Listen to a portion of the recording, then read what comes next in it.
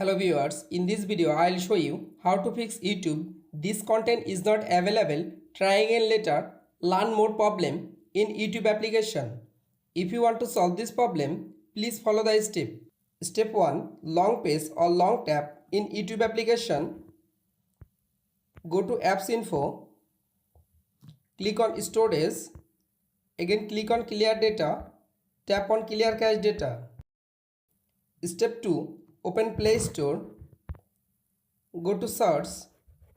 Search YouTube app. Update your YouTube application latest version. Step 3. Open your phone setting.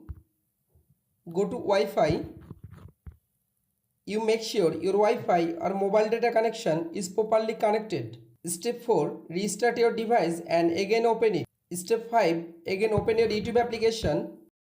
You can follow all of the steps to fix YouTube. This content is not available. Try again later problem.